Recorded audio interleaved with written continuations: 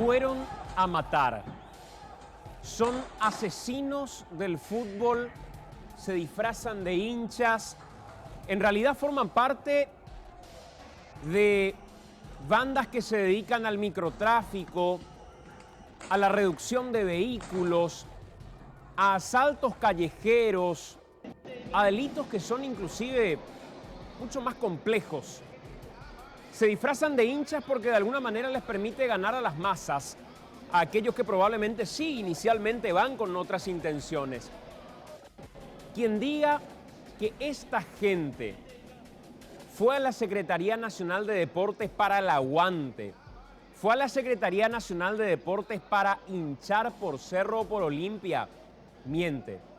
Y miente de manera alevosa, porque llevaron armas de fuego, que vamos a detallarles enseguida, porque fueron parte de los allanamientos, las incautaciones que hemos visto también de estas armas de fuego.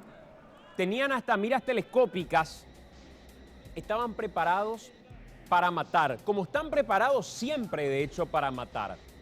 Son los conocidos como barras bravas, y muchos de ellos pretendieron a través de los medios de comunicación limpiarse la cara diciendo que nada tienen que ver con la mala estructura, que al contrario, son personas que aportan de alguna manera para que se controle lo que en algún momento se puede llegar a desbordar.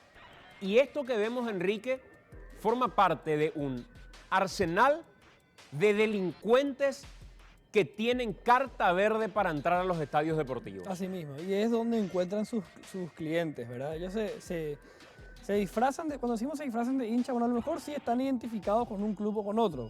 Ahí había un bando de Olimpia, otro bando de Cerro Porteño, pero también ya hemos visto que se pueden pelear también entre ellos, entre cerristas contra cerristas, olimpistas contra olimpistas, porque el objetivo realmente no es una cuestión que tiene que ver con alentar a un equipo de fútbol o de básquet o de futsal. Acá la historia pasa por conseguir un nicho de clientes de algo que ellos comercializan y que se agarran de una estructura como la de los barras bravas para poder tener acceso a personas que finalmente caen en cuestiones ilegales. Y esto quedó más que demostrado, algo que a lo mejor hasta hace una semana hablábamos como hipótesis. Hoy quedó demostrado. Están viendo ustedes el arsenal que fue incautado entre armas, revólveres, puñales, manoplas, que se utilizan para las peleas a puño, una mira telescópica y además mucha droga. Ahí están viendo, por ejemplo, droga, artefactos para poder consumir esta droga, pipas, lo que demuestra que realmente ellos se dedican a eso. Ellos, a través de la pasión que mueve a gente, a chicos, bueno, logran acercarse a ciertos grupos que tienen esa facilidad de mover y ahí logran sus nichos, sus clientelas. Y sus peleas no son más que por eso, una cuestión territorial. No es por ubicarse en un sector de la grada, no, es porque tienen una preferencia de poder en ese lugar y una facilidad para comercializar cuestiones irregulares. Por eso es que ellos entran a matar directamente. ¿Qué me van a hablar de hinchas si el partido era adentro y ellos quedaban afuera? No permitieron que el partido se juegue porque estaban matándose entre ellos allí afuera. Eso no son hinchas, son grupos mafiosos que se disfrazan de algo, se identifican con unos colores y se encuentran a matarse por una cuestión comercial. Y están de todos los sectores, porque aquí hay hinchas supuestamente de Cerro, hinchas supuestamente de Olimpia, que entraron directamente a matar. Hoy están imputados, algunos de ellos, de los detenidos, están imputados por tentativa de homicidio, con una expectativa de pena que va a explicar el fiscal, lo van a escuchar en breve ustedes. Tiene características similares a un homicidio eventualmente consumado. Decía, por lo menos esa es la hipótesis que van a tratar de sostener, o la teoría del caso que van a tratar de llevar posteriormente, ya en el momento que tengan que acusar. Pero la gente que ustedes ven en estos videos, las personas a las que ustedes ven en estos videos, son personas que claramente fueron con otra actitud. ¿Cómo alguien va a querer asistir en familia a los estadios deportivos? ¿Cómo alguien va a querer llevar a su hijo a una cancha de futsal, a una cancha de básquetbol, cuando estos criminales van armados para matar? Porque no hay otra explicación. Disparaban, y ven ustedes, a quien encuentren por el camino. Lo hacían de forma aleatoria. No usaban solo bombas de estruendo. tenían revólveres, tenían pistolas, jugaban a matar. Y así dieron con Saúl Carmona. Y estas imágenes que las estamos compartiendo más lentas, reiteradas, en círculo, con destaque, con zoom, como para que ustedes puedan observar, muestran el actuar de las personas que finalmente, por medio de estas cámaras de seguridad, fueron identificadas. Además, Santi, si me permitió una interrupción, fíjate más que ni siquiera hay esa imagen, por ejemplo. Son imágenes que son como las que teníamos en aquel marzo de 1999, ¿verdad? Sí. Cuando llevan los 3x3 o los 12x1, no llevan para hacer ruido para algún recibimiento en la final. Olimpia tuvo un partido ese día en otra ciudad, inclusive no son elementos que se usan para alentar. Llevaban eso directamente para disfrazar los disparos, ¿verdad? Se van a dar cuenta en un rato que de repente sale, ahí van a ver, sale un 3x3, no sé cómo se llama, que va apuntado, y ahí es que aprovechan para hacer los disparos y para una avanzada. O sea, hasta eso llevaron ellos para el combate directamente, para disfrazar los tiros. Lo que y seguramente el fiscal nos va a decir, permite entender o presumir que era algo preparadísimo. O sea, ellos fueron preparados para eso. Nunca estaba en sus planes entrar al estadio a alentar a Olimpia, a alentar a Cerro Porteño. Fueron preparados para que algunos disparen, otros cubran los disparos con bombas, otros entren con cuchillos. Estaba todo perfectamente planificado. Fíjense que hasta lograron correr a la policía, porque supuestamente la policía había hecho la cobertura previa como para decir, esta es la cantidad de efectivos policiales que vamos a necesitar. Hoy va a estar con nosotros en piso el comisario Eliseo Gaona. Prometió su presencia esta noche en los estudios de AM. Y le vamos a preguntar cómo es que si fueron a hacer el relevamiento, sabían que en el Gutenberg un año antes habían matado o habían jugado a matar a hinchas en medio de la final de futsal, no previeron el mismo mecanismo de seguridad. Hace unos días cuando hablábamos de este tema en AM, decían desde el Ministerio Público, gente que estuvo vinculada al Ministerio Público, los dirigentes deportivos saben quiénes son. Sí. Y deberían prohibirle el acceso a los estadios.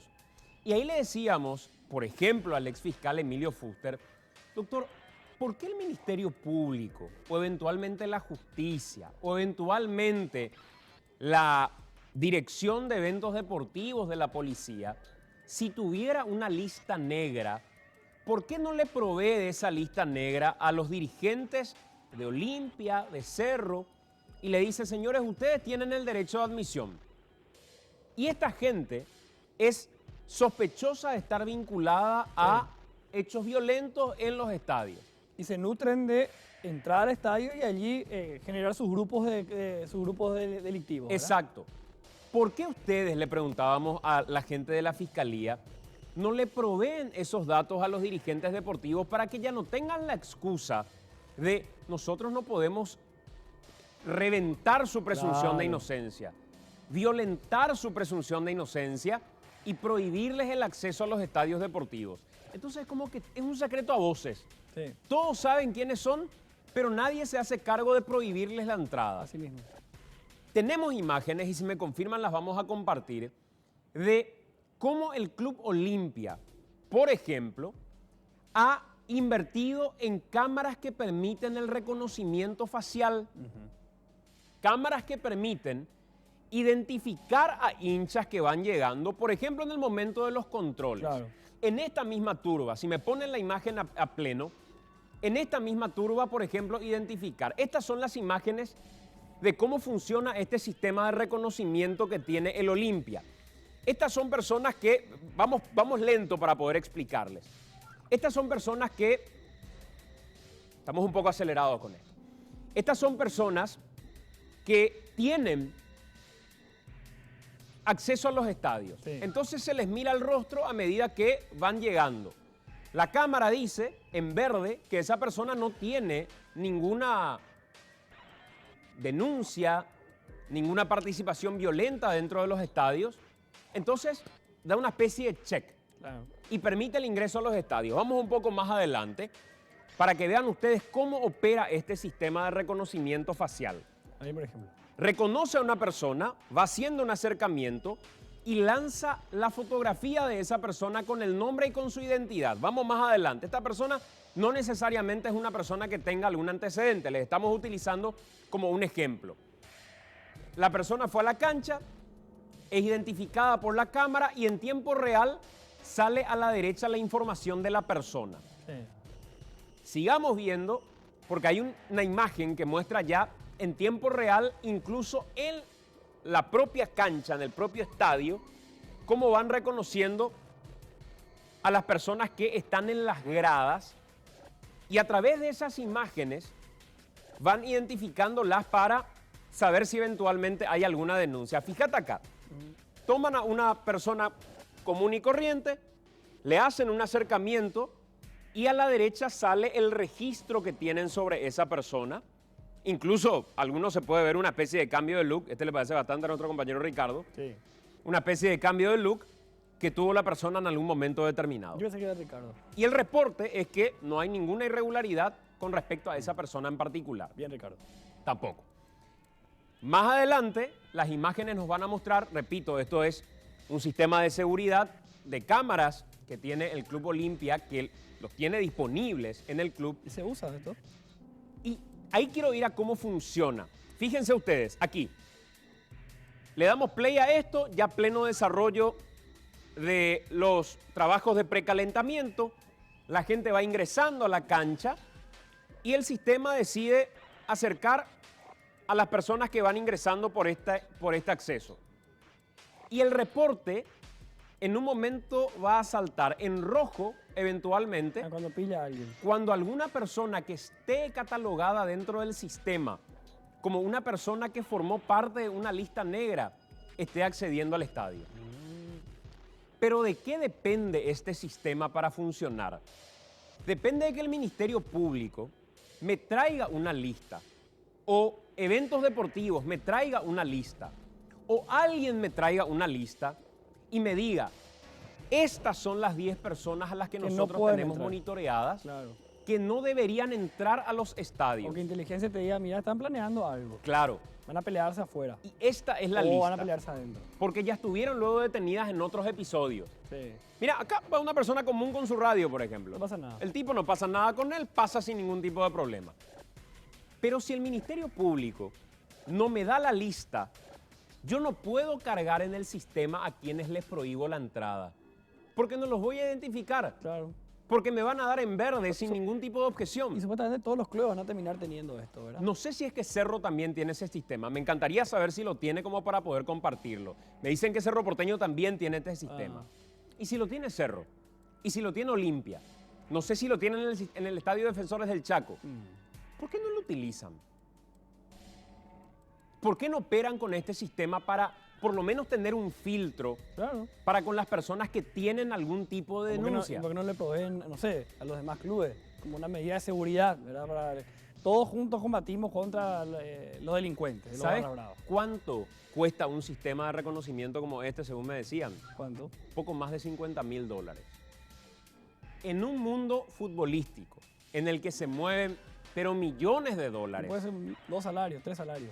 es el vuelto de una transferencia deportiva. Sí. Es el vuelto de una transferencia deportiva. Probablemente algún dirigente va a decir, no, es tanto así tampoco. Pero se mueve mucha plata. Claro, pero la propia, no sé, asociación o una inversión desde el gobierno, ¿verdad? Ponele. Olimpia tiene, Cerro tiene, bueno, ¿a quién le falta? Vamos a poner este sistema y todos juntos trabajemos una política de seguridad. Siempre tomamos el ejemplo de los países de Europa que lograron combatir esto, pero se tomó en serio, una política de seguridad que Sí. requiere una inversión, requiere un trabajo interinstitucional, con sector privado, con clubes, etcétera, etcétera, ¿verdad? O sea, no solo los clubes van a lograr esto, definitivamente pueden tener toda la tecnología, pero van a necesitar tener el apoyo, por supuesto, del Ministerio Público. Claro, por eso pregunto. La pregunta primero es, ¿quiénes tienen este sistema? Sí. A mí me confirman que Olimpia lo tiene y que tiene operativo el sistema. Me dicen que Cerro Porteño también lo tiene. Sí. Yo no sé si Cerro Porteño lo tiene operativo hoy por hoy en los estadios. Si lo tienen y lo tienen operativo, No dicen que sí. ¿por qué no lo utilizan desde la policía o desde la fiscalía como una herramienta como para poder filtrar a la gente que tenga algún tipo de denuncia. Cerro Porteño había utilizado este mismo sistema para poder suspender a gente que había ocasionado desmanes en partidos amistosos. Sí, acá no están confirmando eso. O sea, que tiene el sistema ahí operativo, Osima. Claro. O sea, está funcionando. Claro, pero lo hacen por iniciativa, Claro. porque ellos lo quieren hacer. Ah, claro, dicen que, ¿te acuerdas que lo que ocurrió en la noche azulgrana? Que, Sí. Bueno, y a partir de eso, las personas que causaron los desmanes son identificados con este sistema, entonces. Yo enseguida le vamos a tener a la viceministra de Política Criminal. Y recuerdo nomás en materia de implementos, cómo se sufre cuando no tenés la herramienta. Claro. Recuerdo hace poco el exdirector de institutos penales, creo que ya es exdirector de institutos penales, Carlos Figueredo, de establecimientos penitenciarios, decía, nosotros necesitamos un escáner, un body scan, algo así le llamaba, un body scanner, una cosa así, que nos permita ver a las personas que pasan a la penitenciaría para ver si llevan adheridas a su cuerpo algo. Sí. Ese sistema nos va a permitir filtrar y no tenemos. ¿Y cuánta plata lo que y cuesta tanto, no sé qué cuánto? Si tenés el sistema Claro. y no lo podés explotar, es un despropósito. Lo malo es cuando no tenemos la tecnología suficiente. Claro. Pero es peor cuando tenemos y no usamos. Exacto. Ocurrió con el caso, bueno, el tema de Zamora y compañía, ¿verdad? Y seguramente la doctora Pérez nos va a poder hablar mejor del tema. Que ese pudo haberse hecho esa audiencia a través de un sistema de telecomunicación, como hay tantos, ¿verdad? Incluso puede ser Skype, Facebook Live, etcétera, etcétera. Tuvo que ocurrir lo de Zamora y la muerte de Ferrari para que después el juicio de los del EPP se haga vía Facebook Live tranquilamente, ¿verdad? O sea, tecnología que ni siquiera requiere alguna inversión gigantesca. Claro. Una pantalla, internet, y así se hizo. O sea, ya después de que Zamora se escape, ya se hizo. Entonces, la cuestión es, si tenemos estos datos, si manejamos estos datos, si tenemos la tecnología, ¿cuál es el inconveniente para aplicar la tecnología que nos permita evitar, dentro del criterio de selección por derecho de admisión? Claro.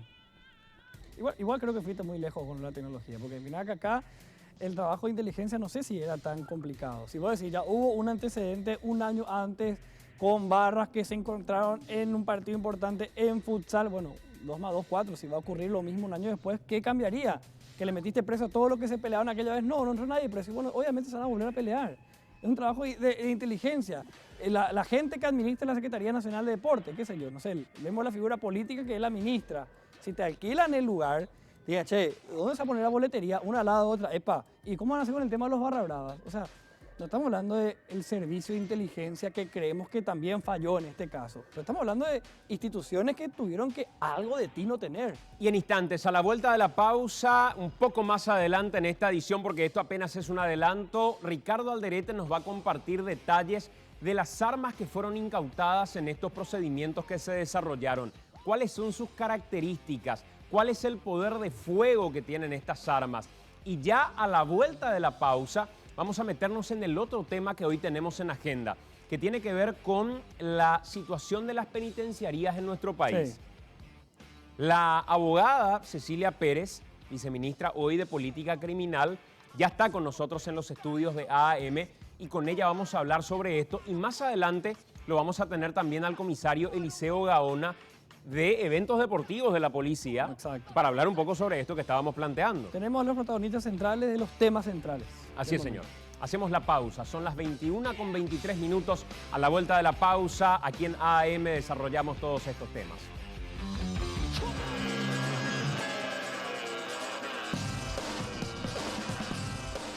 (21:28). Estamos de vuelta y ya nos acompaña en esta parte del programa la abogada Cecilia Pérez. Ella es, a partir de este momento, viceministra de Política Criminal del Ministerio de Justicia. Hola, abogada, ¿cómo te va? Gracias por acompañarnos. Buenas noches, Santi, y a vos y a toda la audiencia de Algo Anda Mal. ¿Volvés al Ministerio de Justicia después de cuánto tiempo? Un año, exactamente un año. Un año. ¿Y qué quedó pendiente cuando te fuiste? Que decís, esto lo habíamos iniciado, nos llevó un tiempo importante, se aprobó y hoy llegaste y decís, quedó ahí.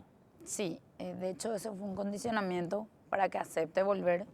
Yo le pedí al ministro que me deje terminar o que me deje avanzar en lo que nosotros habíamos comenzado. Eso lo hice porque realmente estos proyectos se habían tomado de una experiencia internacional positiva que la USAID le había mostrado al Ministerio de Justicia, inclusive antes de que nosotros entremos, que era la experiencia de la reforma penitenciaria en República Dominicana. Y habíamos iniciado un proceso de reforma, sentando las bases en una de ellas, en la formación y capacitación del personal, que iba a entrar en esas nuevas penitenciarías que también paralelamente se habían proyectado. La idea es, a medida que las penitenciarías se construían, nosotros íbamos trabajando en la formación del personal y seguir como una planificación paralela para que cuando eso se termine de construir y de dotar de infraestructura y de tecnología, ese personal ya listo pueda entrar a trabajar y nosotros trabajar en la segregación de los internos y migrar solamente los internos, solamente los internos. O sea, el pilar principal es la separación entre los dos sistemas. Un sistema existente que es contenido con sus problemas y otro sistema nuevo donde se empieza de cero. Doctora, muchas fórmulas ya escuché respecto a lo que hay que hacer con el problema que hoy tenemos. Yo no sé si en el momento en el que vos estabas en un año cambiaron muchas cosas, creo. No sé si en el tiempo en el que dejaste los establecimientos penitenciarios y la política criminal y el análisis del ministerio, teníamos este conflicto que hoy tenemos con grupos como PCC, Comando Bermelo y compañía. Hoy eso está potenciado. En cuanto a las fórmulas, muchos dicen, la fórmula es todos en un mismo lugar. Todos los PCC en una misma cárcel. Todos los de otro grupo criminal en otra cárcel. Después viene otra fórmula que dice, tenemos que construir más penitenciarías. Y otro que salta y dice, no, en realidad lo que tenemos que resolver es el problema de la gente que está privada de su libertad sin tener una condena. Esa es la gente que nos explota y nos revienta las cárceles y a esa gente hay que sacar fuera. ¿Cuál es la solución y cómo tomar el camino correcto sin equivocarse por el camino? En este esquema hay que tratar, hoy nosotros estamos en medio de una crisis, una emergencia penitenciaria, eso hay que abordarlo, no podemos dejar, bueno, vamos a hacer una reforma y mientras tanto que explote todo, porque eso también genera una falta de credibilidad. Si no puedo lidiar con el sistema existente, ¿cómo yo voy a convencer de que esta nueva fórmula, empezando de cero, va a funcionar? Ese es un problema serio que hay que afrontarlo, hay que tratar con los dos sistemas al mismo tiempo. Y esa fue una condición, porque hay que decirlo, en todo este último año las cuestiones se agravaron, sumando un montón de factores, pero entre ellos la suma de malas decisiones. Hay que asumirlo, esto es algo que nosotros hablamos con el ministro mismo es de este criterio, y él le dijo al presidente, voy a trabajar si me van a dejar trabajar. ¿Cuáles fueron las malas decisiones?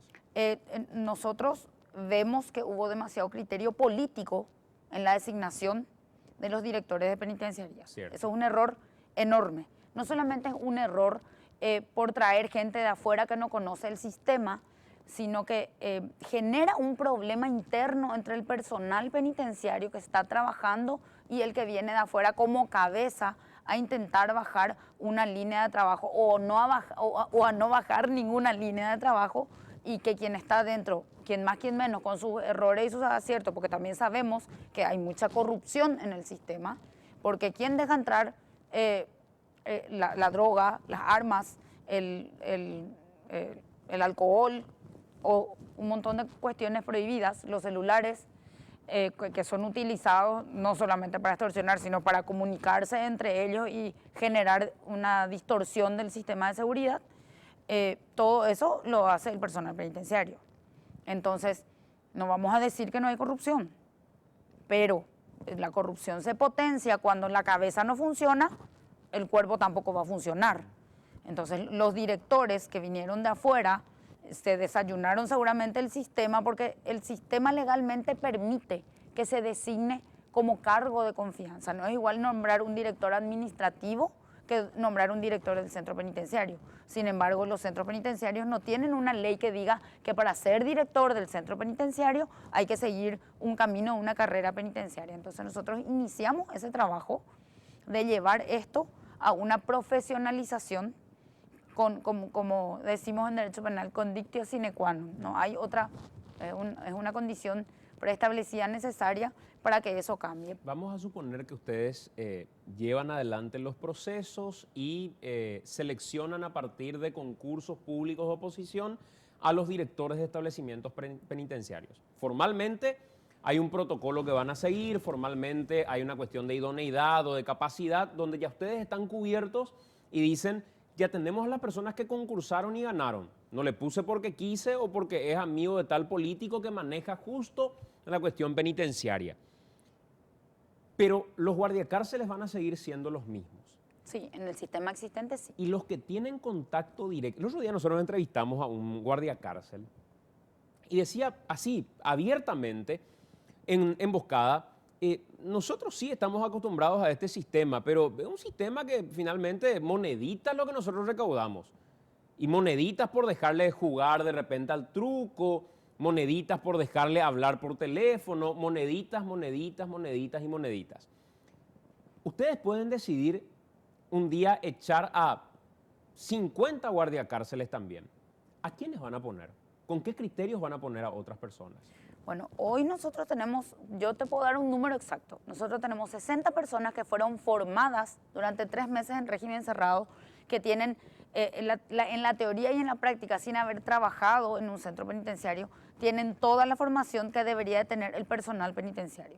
Nosotros habíamos hecho un trabajo de armar una malla curricular para un instituto, que el instituto tenía, el proyecto del instituto cumplía exactamente todos los requisitos de la Ley de Educación Superior para que sea una tecnicatura, o sea, era un título de técnico en gestión penitenciaria, y ese título debía servir con un reconocimiento profesional. Entonces, seguimos las reglas de la Ley de Educación Superior, la tecnicatura tiene 2 años, pero nosotros en un plan piloto lo comprimimos a 3 meses, pero en régimen cerrado. O sea, entraban domingo de tarde, salían viernes, y dormían y comían en el lugar. ¿Por qué también eso? No es solamente para ahorrar tiempo y estudiar, comer, descansar, estudiar, también generar una disciplina, porque la persona, el guardia penitenciario, o el guardiacárcel le decíamos nosotros, pero un agente penitenciario tiene que trabajar en transformar la vida de una persona que ya rompió todas las reglas. No estamos entrando en una escuela, claro. No es un jardín de infantes. Entonces, el rol tiene un rol de seguridad y tiene también un rol de tratamiento. Entonces, el trabajo de esa persona, ¿cómo yo le voy a exigir al interno que tenga un horario? Porque bien o mal están en la cárcel, no es un hotel y no son unas vacaciones. Tiene que tener un horario para comer, para dormir, para cerrar los portones, para hacer cuando estudia, cuando trabaja, llevar una disciplina de vida que no necesariamente implica que estén en el cuartel, ¿verdad? Pero sí están en una cárcel. O sea, tienen que formarse, porque por no formarse terminan en los centros penitenciarios. Entonces, el guardiacárcel o el agente penitenciario también tiene que tener esa disciplina. Si yo traigo una persona de afuera y empieza a trabajar con una guardia de 24 o 48 horas y no le da el cuero. Va a correr al tercer Va a correr día. O va a comenzar, que tuvimos la experiencia, nos demuestra, a los 2 meses, a los 3 meses comienzan los permisos por estrés, certificado de psiquiatra, consumo, comienzan con los antidepresivos o con los medicamentos para soportar esa vida, y luego viene el problema de ahí a consumir pastillas, a consumir drogas, porque tenemos ese problema. Sí. Tenemos una importante cantidad que sabemos de agentes penitenciarios que tienen problemas de salud mental. Decís 60 agentes penitenciarios que se han formado. ¿Cuántos necesitan hoy dentro del sistema penitenciario? ¿Cuál es el déficit que tienen hoy en relación cantidad de reclusos, cantidad de guardias y el ideal que requieren? Ayúdame con las matemáticas. Necesitamos un agente penitenciario cada 10 internos. Si vamos a forzar, lo ideal es que sea 5 a 7, pero forzando a 10, uno cada 10. Hoy en Tacumbú tenemos uno cada 80. Uno cada 80. Sí. Es imposible, tenemos 16.300 personas privadas de libertad. O sea que no podemos hablar habría que hacer un análisis de cada centro penitenciario, pero el déficit es total, están rebasados y además no estamos hablando, cuando hablamos del crimen organizado, yo te estoy dando una relación de interno guardia o interno agente penitenciario vinculado a una población de mediana o de baja seguridad. No estamos hablando de una población con el crimen organizado como el PCC o el Comando Vermelho, el Clan Rotela, porque no tenemos que hablar solamente de los importados o exportados desde el Brasil para Paraguay, sino también tenemos que hablar del grupo paraguayo. Doctora, nosotros creo que tenemos imágenes y me gustaría que la abogada pueda compartir con nosotros. Nosotros allá por el 2012 hemos hecho un recorrido en su momento por Tacumbú y eso era un aguantadero. Honestamente era un aguantadero. Ahí no había derechos humanos, ahí no había mínimas condiciones de rehabilitación, nada. Después de unos años, más adelante, volvimos a ir a Tacumbú y la última visita fue muy característica y peculiar esa visita, porque la última visita que estamos viendo en el cuadro comparativo, que está a la derecha, la hicimos solamente por los lugares que nos permitieron acceder. Y creían probablemente que no íbamos a notar mucho de lo que pasaba ahí dentro. Pero notamos, y quiero ir a las imágenes de este año, porque ahí tenemos 2012, 2018, y quiero ir a las imágenes 2019, encontramos una población penitenciaria mantenida a base de crack. Y cuando le preguntábamos a los reclusos, los mismos reclusos nos decían, si no tenemos droga, esto explota. Acá pasamos frío, acá pasamos hambre, acá no tenemos un lugar para dormir y la única forma que tenemos para aguantar es con las drogas. Y esto pasaba frente a las narices de las autoridades penitenciarias, que si entraban con la historia de vamos a hacer una requisa y vamos a sacar, era pura pirotecnia, porque ellos mismos sabían que así mantenían a la población controlada. Y llegamos al punto de ver inclusive gente que tenía que utilizar letrinas todavía y sacaba colchones y los rompía como para poder higienizarse con esos colchones a la vista de todos. Este es un problema de la realidad misma del sistema penitenciario. Ciudad del Este es todavía peor de lo que es Tacumbú, por ejemplo. ¿Qué hacer? Porque si vos me decís, mañana voy a entrar y voy a sacar todas las drogas, yo creo que me estás tomando el pelo y va a explotar. Va a explotar. Si me decís, no les puedo sacar la droga de buenas a primeras, creo que me estás siendo honesta porque me estás mirando el problema probablemente como algo que gradualmente, como aquel que va saliendo de las drogas, tiene que someterse a un tratamiento. Pero ahí ni siquiera está el Ministerio de Salud, por ejemplo. ¿Qué hacer con este que es un problema que no se puede sostener con requisas nomás? Tacumbú se tiene que cerrar. Tacumbú se tiene que cerrar, más tarde o más temprano. Y cuando hablo de cerrar Tacumbú, no digo cerrar y que explote Tacumbú. Digo cerrar el edificio, entregarlo para cualquier otro proyecto en esa zona del gobierno, de la ciudad, lo que sea, y migrar la población a un sistema de reforma de cero. Porque acá nuestra preocupación hoy es la población. Y como ustedes estaban hablando, hablaron de la tecnología, pero ¿quién maneja la tecnología? Por eso nosotros comenzamos, a la par de la construcción de los centros penitenciarios o de aquella licitación que no sé si recuerdan que se anuló al asumir este gobierno, habían planteado, nosotros dejamos en curso el proyecto, eran 4 centros penitenciarios en Emboscada. ¿Por qué Emboscada? Porque Emboscada ya tenemos 2, tenemos más terreno, no teníamos que estar buscando quién nos iba a dar un terreno para poder construir, iba a ser otra vez un problema más, entonces aprovechando el espacio de Emboscada, y estaba previsto hacer 4 centros penitenciarios independientes que en total iban a tener 5.110 internos más o menos, era la capacidad en total. Hablo en total porque todos los pabellones, o sea, todas las penitenciarías que estaban proyectadas no eran iguales, porque algunas tenían pabellones de máxima seguridad. ¿Eso qué implica?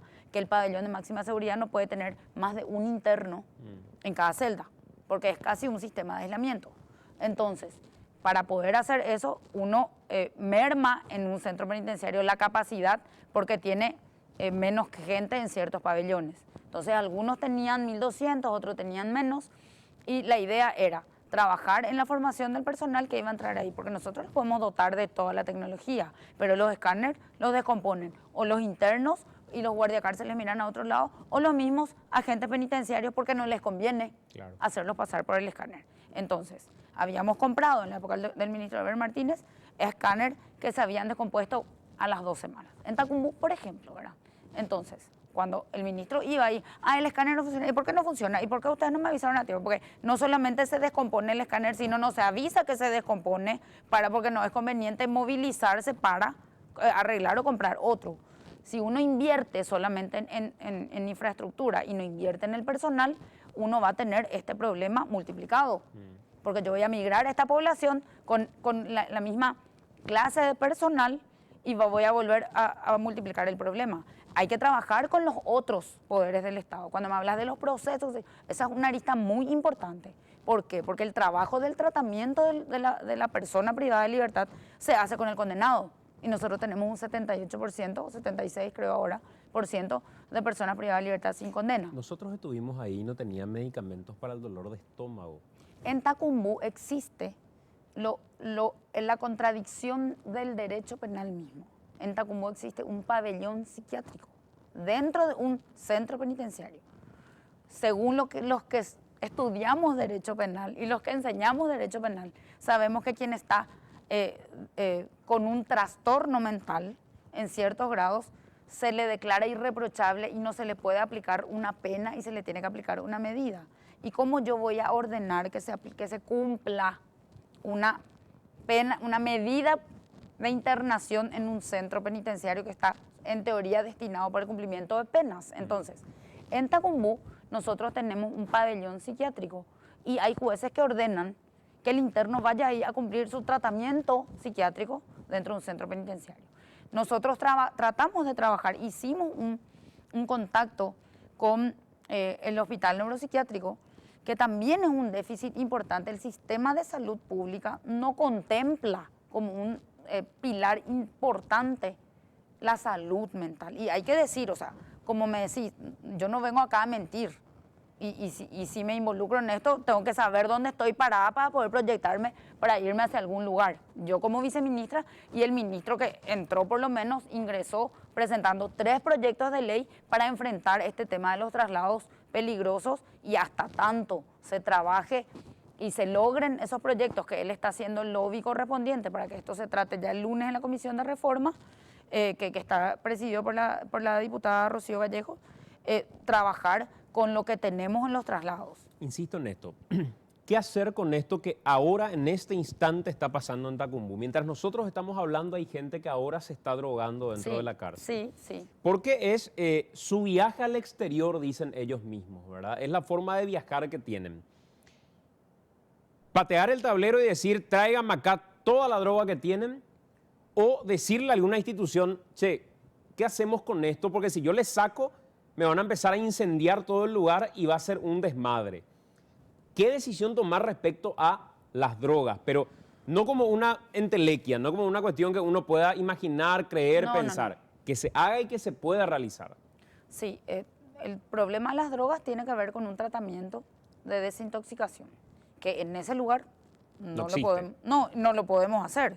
O sea, imaginemos que yo destine, o que le plantee al ministro destinar un sector de Tacumbú a la desintoxicación. ¿Cómo desapegarnos de eso si es que no entramos a hablar del pabellón Libertad? Porque este es un cuestionamiento que se le hace a todos los centros penitenciarios en la región, porque es algo que le afecta a América Latina, y que de alguna manera el cuestionamiento teórico es, la Iglesia reemplaza al Estado. Pero hasta el más escéptico, el más agnóstico, el más ateo te dice, pero las iglesias son las que se ocupan de lo que nadie quiere ocuparse. Dentro del pabellón Libertad en Tacumbú, nos guste o no nos guste, el que entra dentro del pabellón Libertad tiene que entrar en un proceso de rehabilitación, vinculado o no a al reclutamiento religioso. Ahora, si el Estado se ocupara de eso, Claro. probablemente el escenario sería diferente. Por supuesto, y la idea es poder hacerlo, pero el primer problema con el que nosotros nos encontramos es con el problema presupuestario. ¿Tienen idea ustedes de cuánta gente deberían, vamos a suponer que la política sea, vamos a llevarlos, a someterlos a un tratamiento a todos los que tienen algún problema con las drogas dentro de solamente Tacumbú? Tacumbú. ¿A cuánta gente tendrían que enviar? ¿A qué porcentaje de la población penitenciaria tendrían que someter a un tratamiento? De lo que hay en Tacumbú, más de la mitad. Más de la mitad. Más de la mitad. O sea, Porque quien más, quien menos, es adicto a algo, ¿verdad? En mayor o menor medida. Esto que nosotros vemos así a simple vista es lo que se llaman los pasilleros, ¿verdad? Y ellos tienen, cierto, no hay derechos humanos, no hay nada, todo está mal. Pero ellos también tienen una suerte de modo de vida en los pasillos.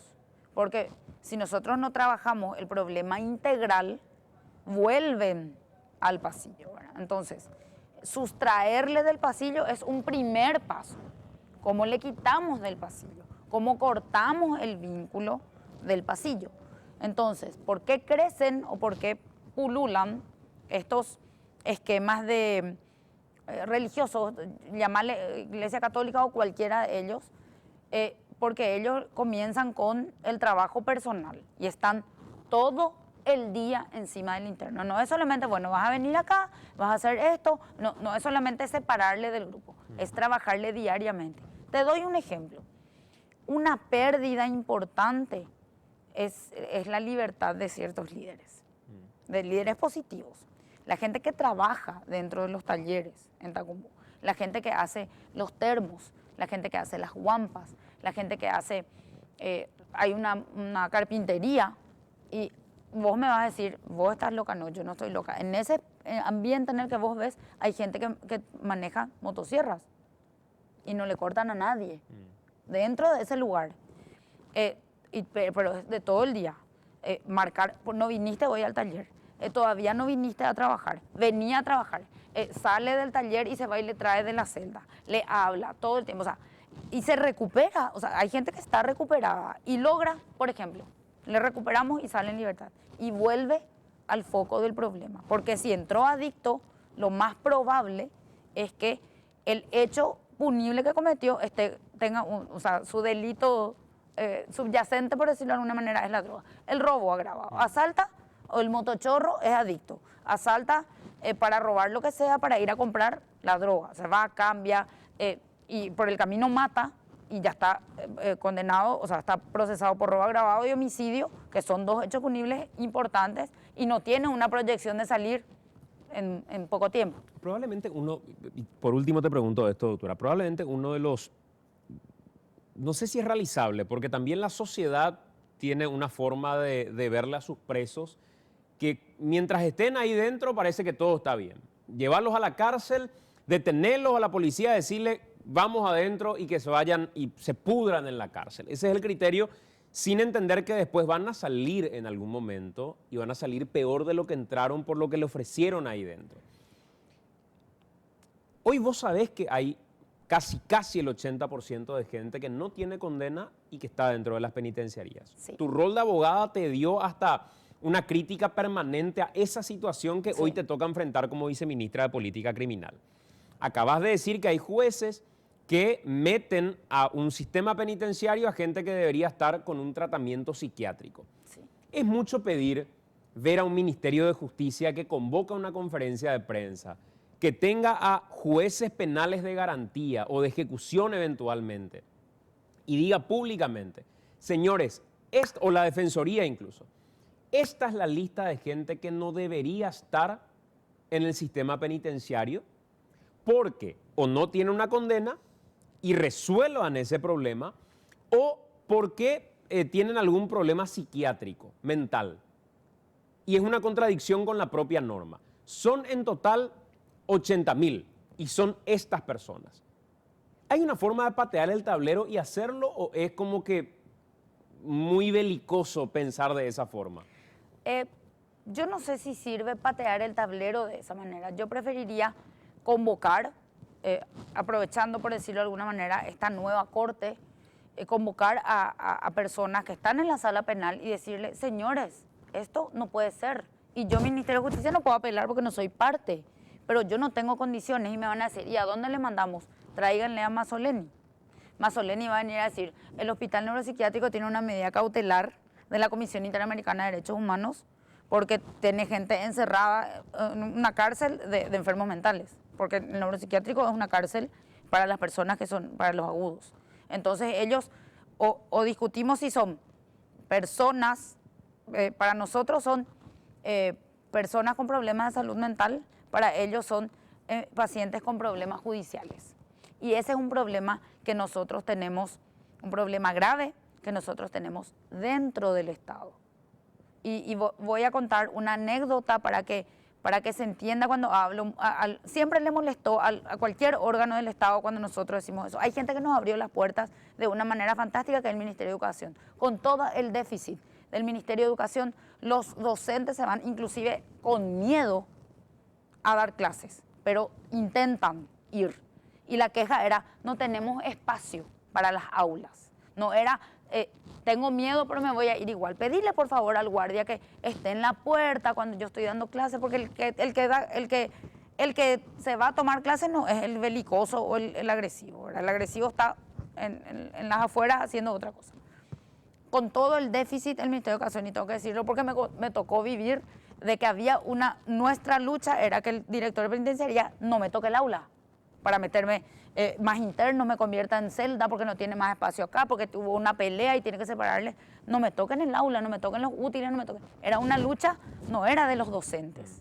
Entonces, el problema es interestatal. Y nosotros estuvimos en una reunión, yo no estaba, se fue mi directora a una reunión en el gobierno anterior y en una mesa de trabajo se estaba hablando de proyectos de mujeres. Y en esa mesa de trabajo mi directora pregunta, una directora que era del viceministerio, pregunta cómo se iba a hacer para que las mujeres privadas de libertad accedan a lo que planteaba en aquel momento lo que era un proyecto que era Ciudad Mujer. Y la reacción, a veces el vocabulario no verbal es tan fuerte, ¿verdad?, que casi con asco una funcionaria de que estaba presente se levantó y le dijo, las mujeres privadas de libertad, las presas, sí, las presas. Este proyecto no está pensado para ellas. Y la directora se levanta y le dice, entonces yo no tengo nada que hacer como Ministerio de Justicia acá porque yo vine por eso, vine para eso. Porque hasta donde yo sé, las mujeres privadas de libertad siguen teniendo cualquier otro derecho que no sea su libertad. Exacto. Y pueden acceder como mujeres a todo lo que se le pueda dar a una mujer que está por la calle. Entonces yo no tengo nada que hacer, pero voy a tener que informar a mis superiores. Y ahí no, hubo una confusión, vamos a ver, vamos a hacer un protocolo para los días. O sea, era otra vez segregar porque era mujer privada de libertad. Yo entiendo el aspecto de seguridad, no niego que haya mujeres que tienen ciertos perfiles que afectan, que son las menos, porque tenemos que decir, los números hablan por sí solos. Claro. El 7% de la población penitenciaria es más femenina. Y eso invisibiliza. Y la población penitenciaria femenina tiene otras necesidades que no se ven en las masculinas. Para cerrar nomás, y de verdad ya es la última pregunta. Hoy nos llamó la atención en radio y dijimos en un momento determinado lo que publicó el diario Extra en tapa el día de hoy, que hicieron una requisa en el Buen Pastor y que entre las cosas que incautaron, le incautaron un consolador a alguien del Buen Pastor. ¿Por qué le tendrían que sacar el consolador a alguien de la cárcel? Es la misma pregunta que yo me hago. Si no usa como un elemento contundente que le esté lastimando a nadie, no afecta a nadie, porque las requisas son para eso, para requisar armas por el peligro, drogas, celulares. El consolador en sí no le afecta. ¿Qué podría hacerle eventualmente? Al contrario. Le mantendría entretenida en todo caso, qué sé yo. Pero bueno. No, y claro, parece hasta, a ver, voy a decir algo seguramente hasta jocoso, pero hay cuestiones que parecen unas cuestiones superfluas que afectan inclusive a cuestiones de seguridad, como son la falta de visitas o las visitas, lo que nosotros llamamos sociales, las visitas íntimas. Todo eso genera en la población ciertas reacciones que pueden determinar o pueden determinar en un motín o en un conflicto interno de seguridad. Entonces, todas esas cosas tienen su peso en algunos sectores más que otros. En las mujeres, por ejemplo, la falta de acceso a las visitas con sus hijos, que la persona que está a cargo del hijo no le trae más porque está privada de su libertad, o hay un conflicto y la pareja le lleva y se va con otra. ¿Qué pensás hacer en un segundo round que vas a tener probablemente ahora con algún problema que en algún momento ya tuviste respecto a las visitas? Que creo que dijiste, ¿por qué se debería prohibir que una persona vaya a una privada con alguien de su mismo sexo si es finalmente parte de su elección? Y me acuerdo que se armó un escándalo con eso, que Cecilia Pérez, que no sé qué cuánto. ¿Qué decisión crees que es la que se debe tomar desde el sistema penitenciario respecto a una persona que dice, yo me quiero encontrar con una persona de mi mismo sexo y quiero utilizar la privada, sea hombre o sea mujer? Bueno, eso se planteó en el gobierno anterior, cuando nosotros asumimos la anterior administración de Carla Basigalupo había dejado una conversación abierta según lo que nosotros pudimos relevar en ese momento, ¿verdad? Cuando nosotros conversamos sobre eso y dijimos que íbamos a revisar el esquema, nos encontramos pues con la judicialización de esa decisión, que es cierto, la había tomado la directora del Buen Pastor en una resolución administrativa, pero que esa resolución había salido antes de que nosotros ingresemos al sistema. Inclusive hubo una discusión en su momento de que la ley que se aplicaba era una ley que estaba derogada. Realmente hay un problema legal, que tenemos que decirlo, porque la ley habla del Código de Ejecución Penal, habla de cónyuge o conviviente. Y la figura del cónyuge sabemos cuál es el concepto de cónyuge en la legislación civil. Entonces, la interpretación judicial que se dio en ese momento, y el ministro me dijo, esperemos a que se resuelva el tema judicial, donde se estaba discutiendo una decisión administrativa que, si bien no se tomó durante su administración, era una persona del sistema, una directora del sistema penitenciario. Entonces, en este esquema, el problema venía que la Corte tenía, o sea, el Poder Judicial tenía que resolver. Y la interpretación que se dio de la figura del conviviente se llevó a equiparar a la unión de hecho, por un lado, y por otro lado, la discusión esa de en qué momento era conviviente, porque no podemos decir que dos personas conviven en un centro penitenciario porque ese no es su domicilio. O sea, yo si voy a convivir con alguien, elijo con quién convivir, lo hago en mi casa. ¿Y eso hoy sigue judicialmente como un inconveniente no resuelto? No, se resolvió en la Cámara de Apelaciones y se confirmó el rechazo. Yo desconozco si eso se llegó a llevar a la Corte, me hubiera encantado. ¿El que la rechazo Corte, qué significa? Se planteó una tutela jurisdiccional solicitando eso, se rechazó en primera instancia y se confirmó en segunda instancia que solamente pueden ser hombre, mujer. Hombre, o sea, cónyuge o conviviente, que se equipara a la unión de hecho, que al equipararse a cónyuge es el mismo concepto de mujer, varón. Ahora, el problema de la discriminación viene al momento de decir que eso se aplica, judicialmente lo hacen con personas del mismo sexo y no lo hacen con personas que son heterosexuales.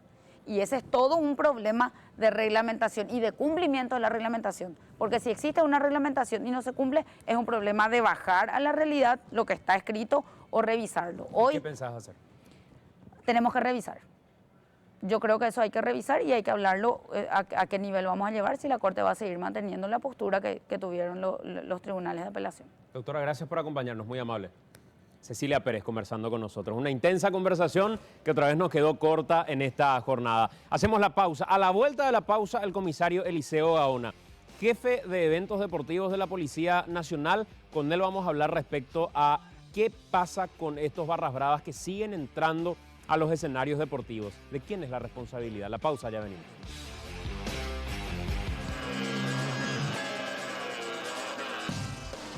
Bueno, hablemos del armamento que se utilizó en esta batalla campal que se dio en la Secretaría Nacional de Deporte. Está Ricardo Alderete con nosotros. Ricardo, buenas noches. Buenas noches, Enrique. Y justamente haciendo un análisis de lo que se incautó en estos allanamientos en simultáneo, vamos a ver las imágenes, las evidencias. Lo que tenía, las evidencias. De lo que encontraron dentro de las casas. Sí. Acá vemos machetes, vemos una máscara antigas. Y en este a ver, queremos hacer una pausa. ¿Qué es esto? Porque es un cartucho de escopeta, calibre 12. Y este calibre para esta clase de escopetas se suele utilizar para cazas mayores, cazas de animales, o inclusive las fuentes oficiales nos decían que son para resguardos de inmuebles o estancias. O sea, para la ciudad es casi nulo el uso que se le da a este cartucho, a esta escopeta, que en precios varía aproximadamente en 3.800.000 una escopeta de este calibre. El arma 3.800.000 aproximadamente en el mercado legal, porque hay un mercado negro son inclusive cartuchos detrás de esto. Claro, se abren, ¿verdad? exacto. Claro. Y un cartucho que en realidad Enorme. tiene una potencia bastante fuerte, un alcance bastante grande. Dentro de las evidencias también que se encontraron vamos a ver revólveres. Y en los revólveres también vamos a hacer una pausa, porque uno de ellos que está en una de las cajas es un revólver Taurus. ¿Esto? No, más adelante va a aparecer un revólver Taurus calibre 38. Este revólver Taurus calibre 38 tiene una potencia, ahí está, el que vemos en imagen, en la caja. Sí. Revólver Taurus calibre 38 que vemos tiene una potencia mediana, el precio también varía entre aproximadamente 2 millones, uno bastante nuevo, uno nuevo estaría por los 3 millones inclusive. Una en el mercado legal, acá. claro. Una inversión en el mercado armamento. negro, y esto hay que insistir porque hay un mercado negro detrás de las armas también, Sí. que la ventaja entre comillas que da el mercado negro es, uno diría, bueno, uno podría conseguir a precio más barato, pero lo consigue más caro, ¿por qué? Porque la ventaja es que son armas sin registro. Y al no tener registro es como que son desechables. Uno la usa, la puede tirar y no la está vinculando directamente al que está utilizando. Acá vemos los otros 4 revólveres. El costo debe ser menor también. Exacto. 4 otros revólveres que vemos que varían entre calibres 32 a 38 porque son diferentes evidentemente cada una de estas armas. Y el precio básicamente el mismo que veníamos mencionando. Entre 2 millones, 1.500.000, uno nuevo te puede salir incluso un poco más caro. A lo que tenemos que llegar con todo esto y el análisis de precios y armas que estamos haciendo es que en esta incautación nada más de Armelos de las armas que citamos recién, el monto es mayor a los 12 millones de guaraníes en lo que se incautó, en lo que se ve acá. Y esto si quiere uno venderlo al mercado negro podría fácilmente superar los 15 millones de guaraníes. Qué locura, solamente en estos allanamientos, seguramente va a haber más en los próximos días, 12 millones de guaraníes aproximadamente, un cálculo que hiciste vos con Sí, esta como investigación. mínimo según las fuentes oficiales que nos estuvieron diciendo los precios, los calibres que encontraron en los allanamientos y la cantidad de armas que se encontraron. Qué locura, una enorme inversión en armamento que tenían estos hinchas, ¿verdad? Bueno, gracias Ricardo. De nada, Enrique. ¿Hacemos nosotros una pausa? ¿O Sí, vamos señor. antes? Pausa, ya venimos.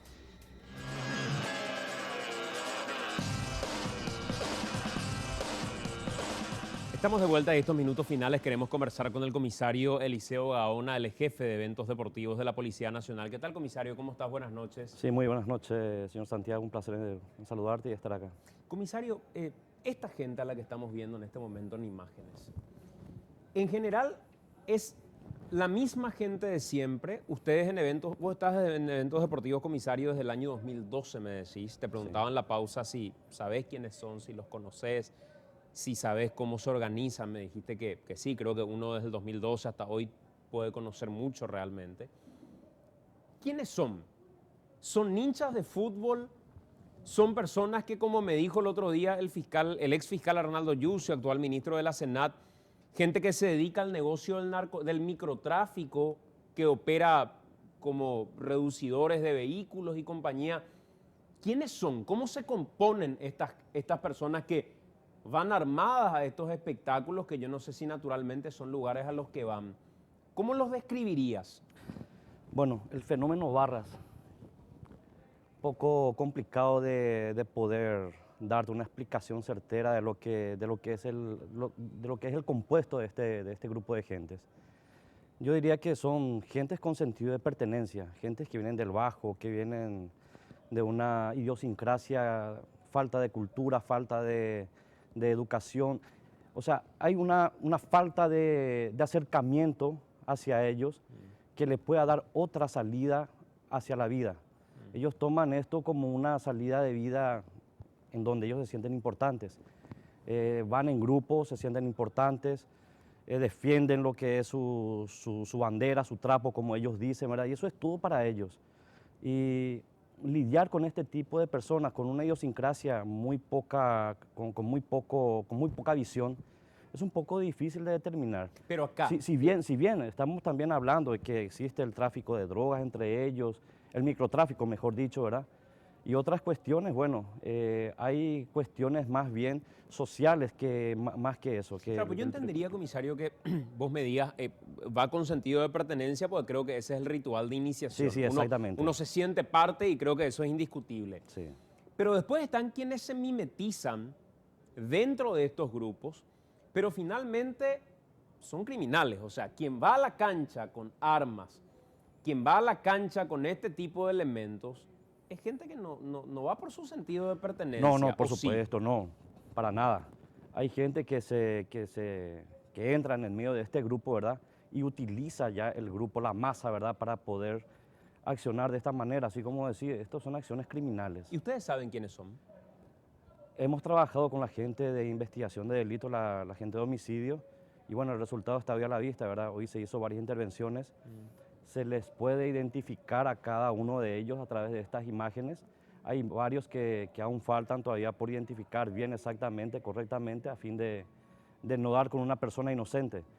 Entonces estamos trabajando muy delicadamente con este tema, ¿verdad?, para poder llegar a ellos. A lo que yo voy nomás, comisario, es si desde el 2012 trabajan haciendo foco exclusivamente en este grupo o en estos grupos y no aplican un criterio de inteligencia para decir, nosotros ya sabemos quiénes son y vamos a trabajar no solo pensando en que van a llegar a la cancha, sino identificándolos como los reducidores, los que van en realidad por los trapos o los que van eventualmente por el microtráfico.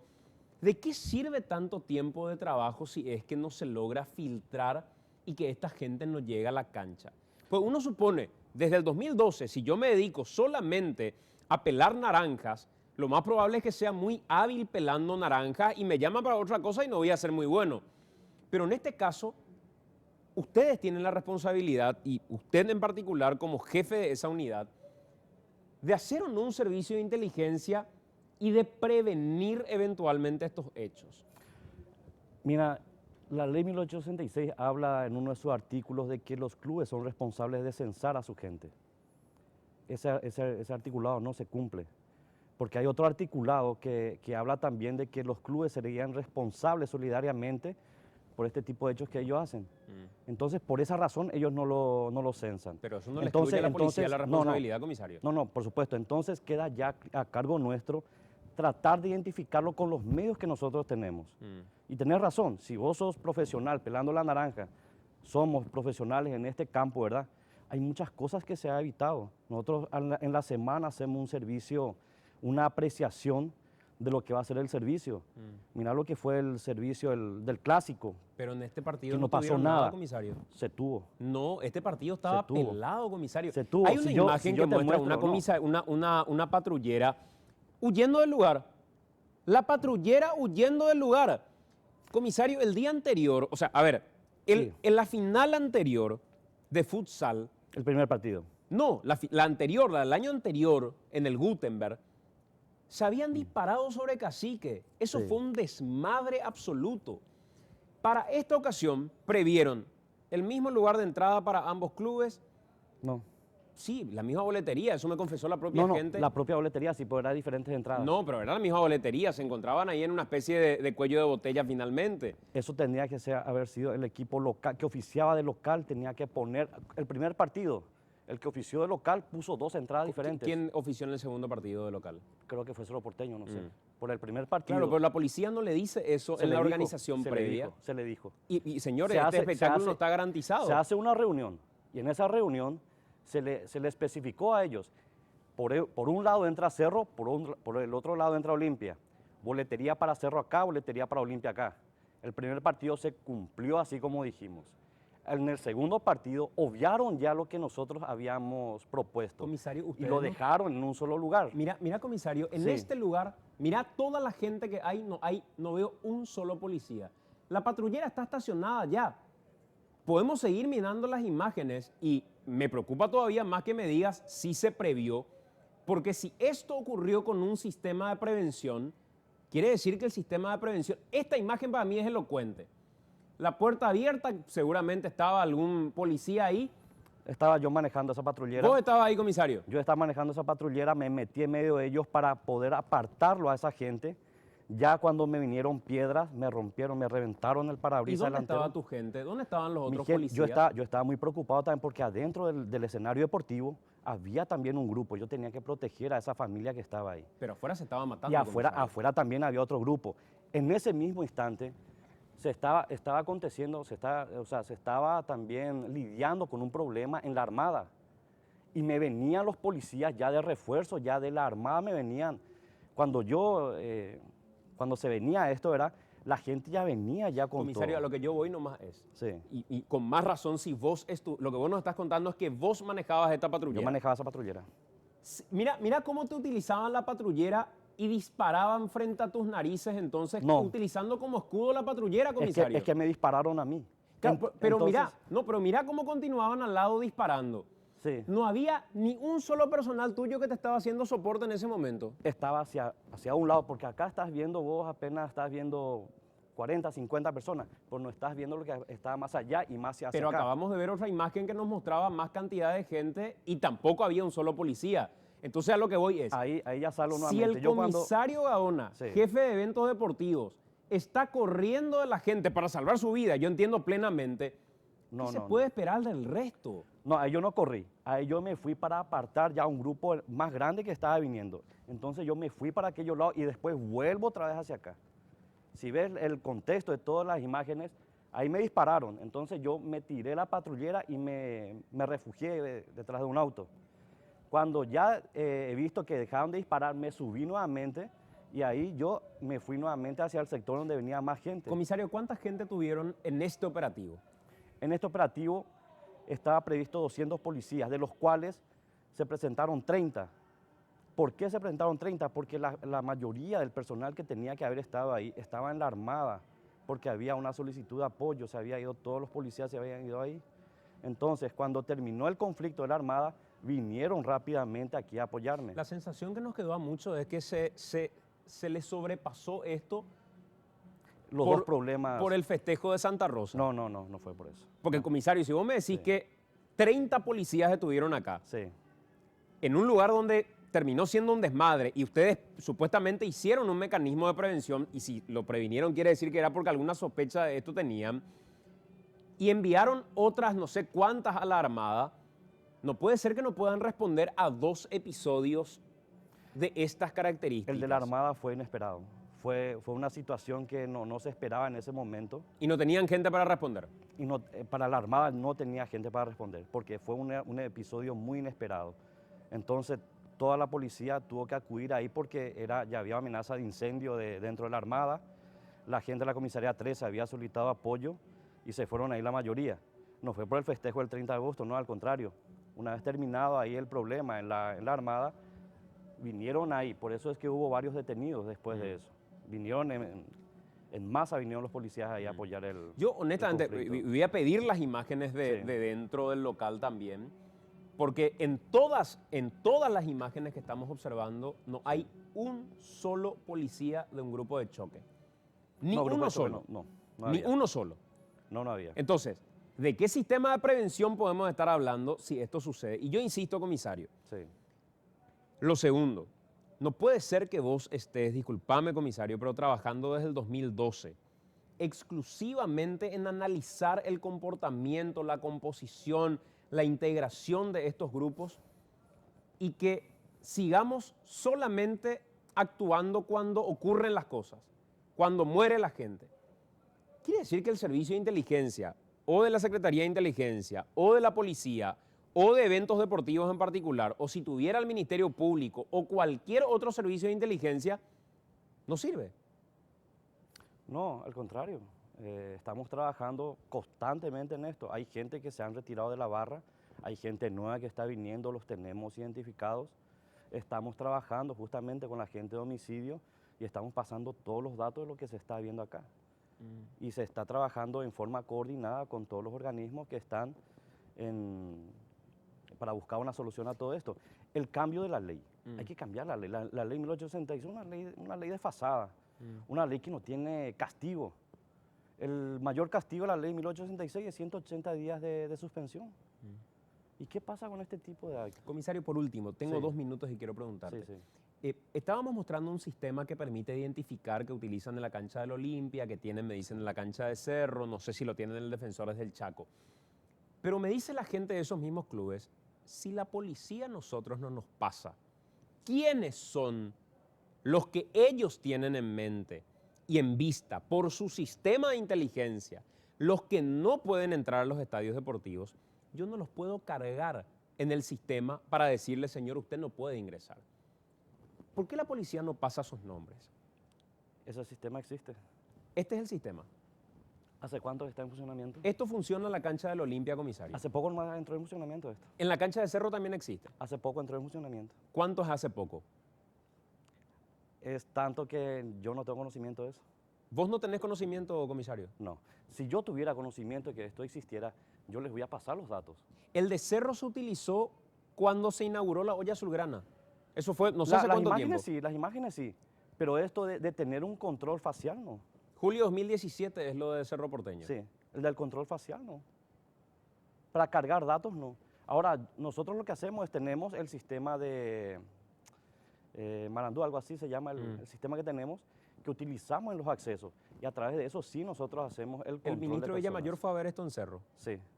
Sí, pero el sistema no tenía. El de ese- reconocimiento, el de cargar los datos. no tienen ustedes. El de O cargar sea, los no datos, saben que existe. No, el de cargar los datos no. Bueno, yo le cuento que esto tiene el Olimpia, por ejemplo. Ahora está implementando Olimpia esto. Ahora el partido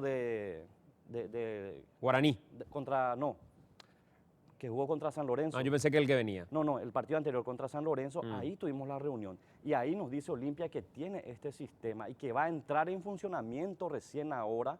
Van a empezar a cargar y van a implementar otro sistema de venta de entrada. Pero ustedes tienen la Ahí lista, comisario, de la gente que tienen en Tenemos. línea de sospecha. tenemos y está cargado en el sistema informático de la policía. ¿Cuánta gente integra esa lista?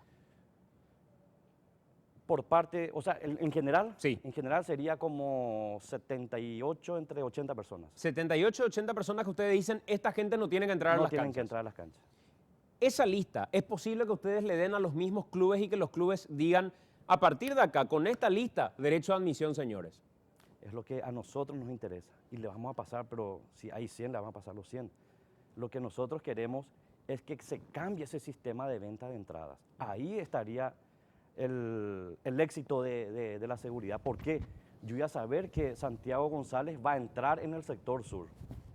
Al comprar su entrada, Santiago González presenta su cédula de identidad, se le da el ticket y ahí está ya registrado que Santiago González va a entrar en el estadio, en el sector sur o norte.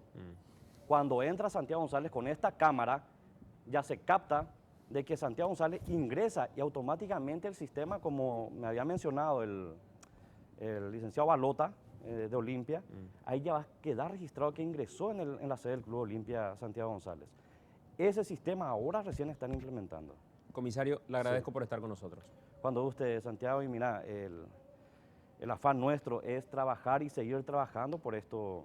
Nosotros siempre hemos trabajado, presentado apreciaciones, el sistema de trabajo para dar la mejor cobertura de seguridad. Gracias, comisario. Cuando Muy ustedes. amable. Eliseo Gaona, jefe de eventos deportivos. Enrique, tenemos que irnos. Tenemos que irnos, señor. La invitación a que la gente nos siga en las redes sociales, los videos que pasamos aquí, el debate continúa en nuestras distintas plataformas. Que pasen bien. Buenas noches para todos.